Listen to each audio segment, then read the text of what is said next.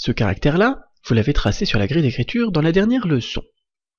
C'est donc déjà cet élément, c'est un caractère.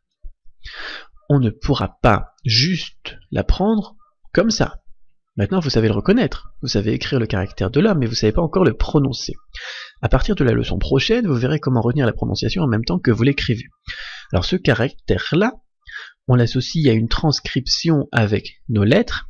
Ici, R-E-N, qui se prononcera jeune.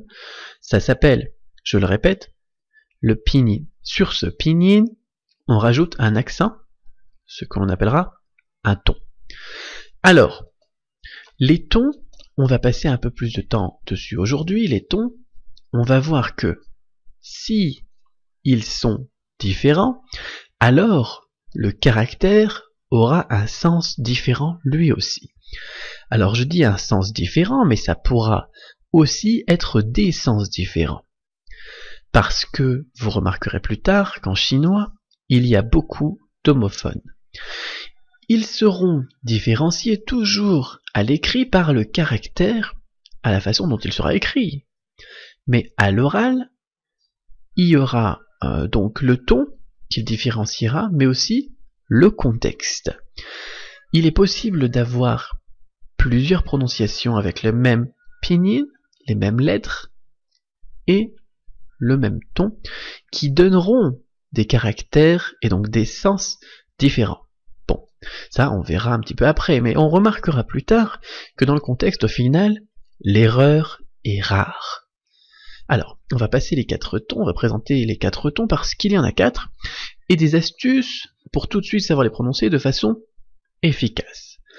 Alors, le premier ton, c'est avec un trait droit. Alors là, je vous invite à bien noter, il faudra bien noter que c'est le premier ton, et que, donc c'est un trait droit. Le premier ton se prononce ma. Par exemple, on a un caractère qui est possible avec ce pinyin, et ce ton-là, c'est le caractère que vous voyez là, qui s'appelle maman. Alors on marquera d'ailleurs dans ce caractère qu'il y a l'élément du cheval, et que vous allez voir pourquoi après. On va, comme astuce, tenir la note comme un la, comme si on tenait un la pour faire une chanson. La, alors que vous vous entraînez, vous vous préparez, vous échauffez la voix, c'est la même chose. Ma, la, on la tient un petit peu, et le ton est réussi. Alors, deuxième ton, ma, on monte la voix, on part du grave vers l'aigu, on a par exemple comme possibilité pour ce ton. C'est la fin de cet extrait public de l'un des cours de la méthode Cramp.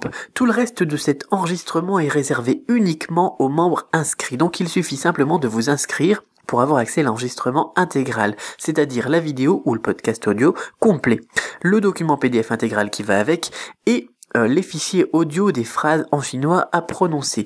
Mais pas que ça, vous allez aussi recevoir tous les jours de la semaine, du lundi au dimanche, un nouvel épisode ou un nouveau cours dans lequel vous allez pouvoir apprendre la langue chinoise, mais l'apprendre d'une façon complètement nouvelle grâce à des vidéos, des fichiers audio, des supports PDF, des outils et logiciels de mémorisation. Voilà, donc si vous aviez déjà eu l'envie de vous lancer en chinois ou si vous êtes déjà en train de l'apprendre mais que vous avez l'impression de ne pas suivre la meilleure méthode possible, alors c'est le moment pour vous de passer au niveau supérieur en utilisant les techniques et systèmes qui marchent vraiment. Vous allez donc recevoir tous les jours de la semaine une nouvelle leçon complète.